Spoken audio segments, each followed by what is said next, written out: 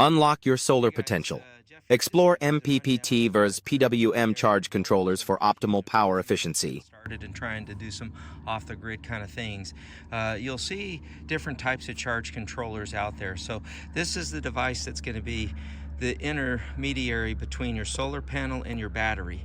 This is what takes the solar energy, both of these style, take the solar energy and converts it to the 12 volt that's going to go to the battery and be stored.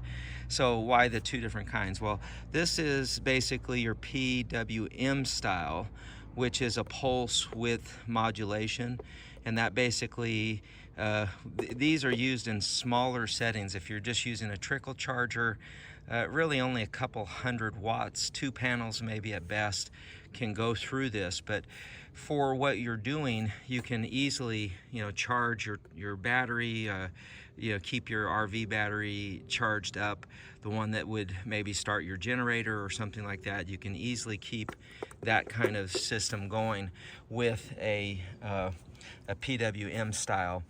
This is your classic MPPT charge controller, and the simple way to say this is that this one would be used in the application where you're actually trying to use solar power to actually power things. You can get enough panels together, enough of the panels together to create, on a sunny day, enough electricity to run devices directly.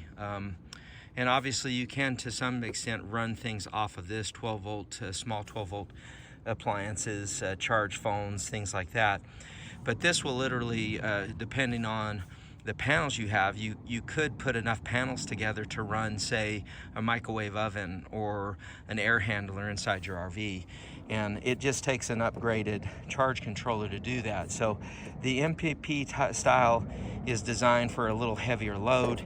This one is a little more light duty. Obviously the size gives you that, but just so you know, Enrenergy makes a great product. I use the Voyager all the time, and I also use the Rover, just in different applications. If you like this content, please let YouTube know, like, subscribe, and share.